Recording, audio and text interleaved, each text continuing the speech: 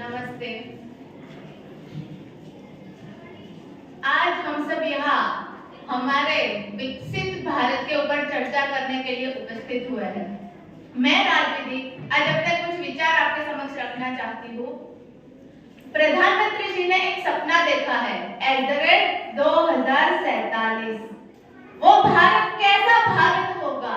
वो ऐसा भारत होगा जो समग्र विश्व में अलग सी पहचान के लिए जाना जाएगा। हमारा भारत देश 15 अगस्त 1947 में आजाद हुआ। 200 साल अंग्रेजों की गुलामी कर हमारा भारत देश उस वक्त आजाद हुआ था और उस आजादी में हमारा भारत देश बिल्कुल गरीब ऐसा माना जाता था। हमारे देश को एक सफेदों का देश माना जाता था। और क्या आज हम इस तरह जी रहे हैं? बिल्कुल भी नहीं। हम इतना विकास कर चुके हैं, हमारे बल पर खड़े होके भारत को एक अलग राष्ट्र बनाया है और एक अलग सी पहचान समग्र विश्व में हमारे भारत देश ने पाई है।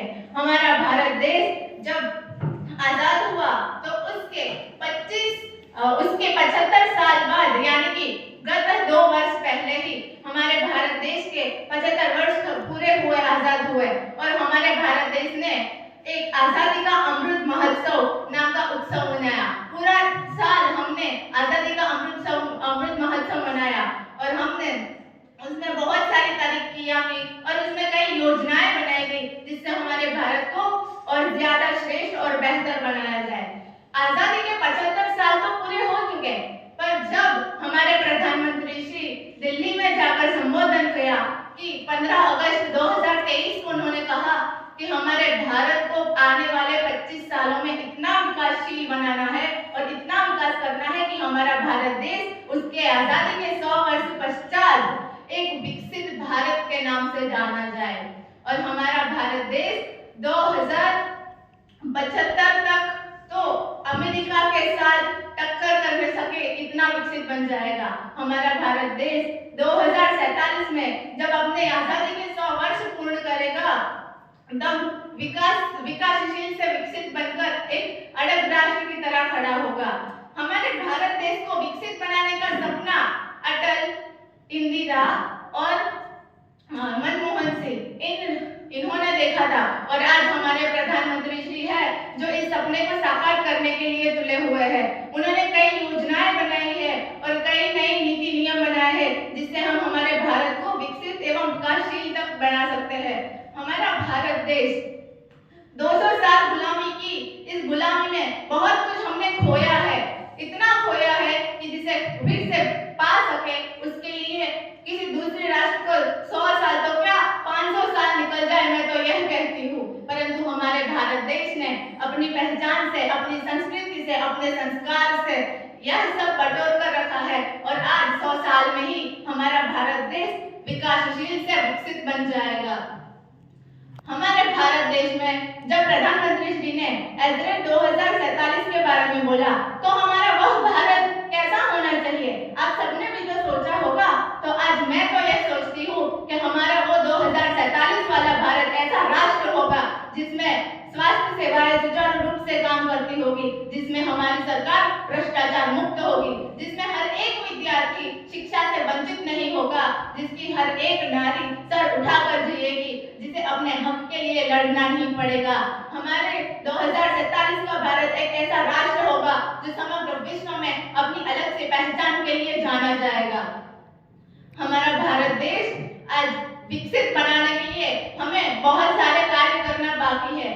हमें पता है कि हमारे भारत के अंदर 60% युवा धन है और इसी वजह से हमारा भारत देश एक युवा देश के नाम से जाना जाता है।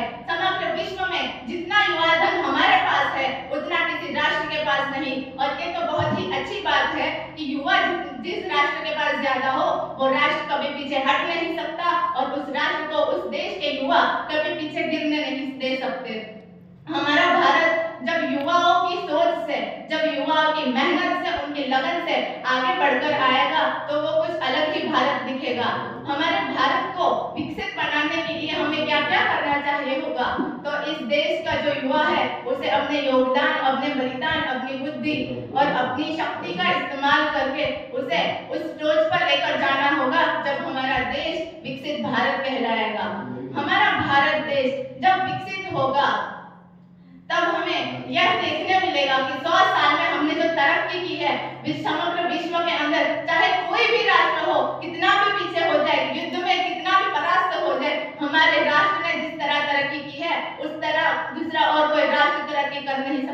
और हमारे देश का युवा ऐसा युवा है जो किसी भी दूसरे राष्ट्र में जाए तो एक हिंदुस्तानी के नाम से जाना जाता है, और वो हिंदुस्तानी इसलिए कहा जाता है क्योंकि उसके अंदर ऐसा जज्बा, ऐसी लगन उसके चेहरे ऊपर से ही दिख जाती है।